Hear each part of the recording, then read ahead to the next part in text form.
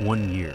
That's how long it's been since the world ended. Not in fire, not in a single flash that erased everything, but in silence. The slow death of everything we once called civilization. Cities lie frozen under layers of ash and dust. The air tastes of rust and smoke. The oceans are quiet. No ships, no lights on the horizon. The skies are gray. The sun, a pale ghost behind a curtain of fallout.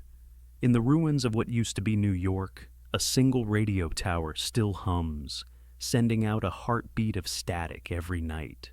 No one knows who's listening anymore. No one knows who's left to listen. Across the continents, small fires still burn, not of destruction, but of survival. Communities hidden underground, families huddled in basements, the last flickers of humanity holding on through the long nuclear winter. This is what happens when the world ends. But humanity doesn't. It started with silence, then came the screams. The first month after the war was chaos. Governments collapsed within days. The internet died first, then the satellites. Within a week, the skies went dark. No planes, no signals, no news. Without communication, nations turned inward. Without power, cities suffocated. Hospitals failed. Water pumps ran dry. The world that depended on invisible systems, power grids, trade routes, trust, simply stopped. In the cities, law vanished overnight. Supermarkets were emptied in hours. By day 3, the money meant nothing. By day 6, food was worth more than gold.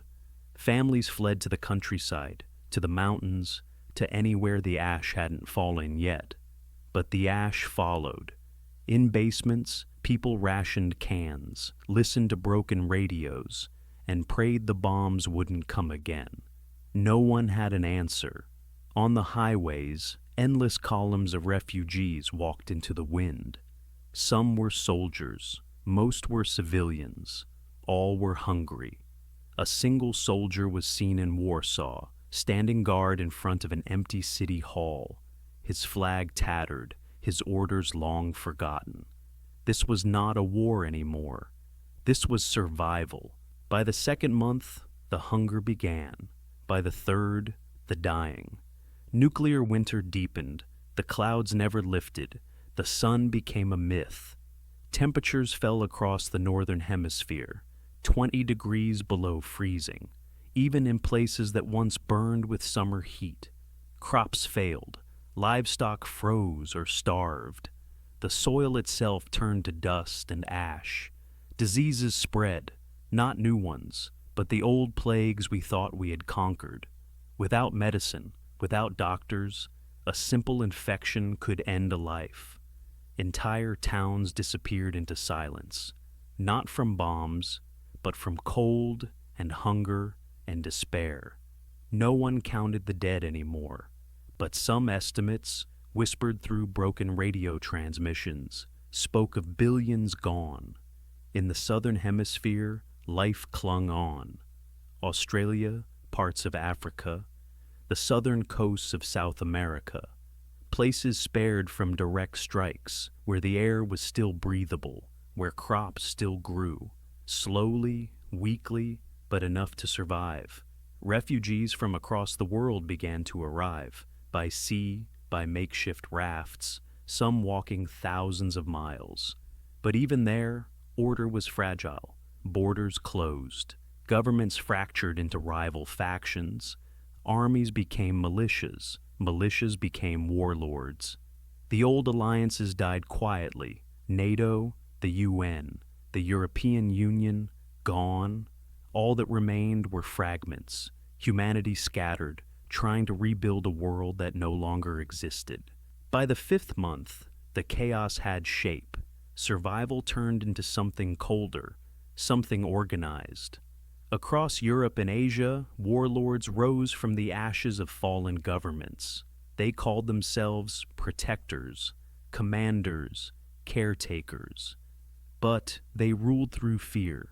Cities became fortresses, supplies became weapons. Clean water, a new currency. Underground bunkers, once meant for government officials, became the seats of new power. Their radios crackle back to life. Broadcasts returned, short, coded messages, fragmented sentences. Order restored. Obey curfew. Report for rationing. For many, it was hope. For others, a new kind of prison. Small communities that had survived on trust were forced to choose, join the new rulers, or vanish. Some resisted, creating hidden settlements deep in forests and mountains. Others adapted, trading labor for protection, freedom for food. And yet, amid the brutality, humanity began to rebuild in its own image. A school opened in the ruins of Buenos Aires. Children wrote lessons by candlelight. Doctors in Kenya formed underground clinics. In rural Japan, solar panels salvaged from rooftops powered a single radio that broadcast readings from old books. It wasn't civilization, but it was something. Still, the question lingered. Were we rebuilding or enslaving ourselves again? When laws are gone, morality becomes a choice. By the 9th month, time lost its meaning.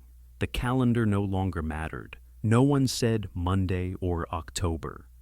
There were only days, measured by hunger, by cold, by the dim light through the ash. People forgot what the world once sounded like.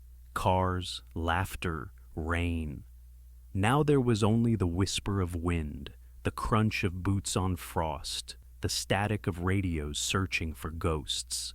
But even here, in the endless gray, there were sparks of life. In a tunnel beneath Berlin, a doctor still treated the sick with scavenged antibiotics.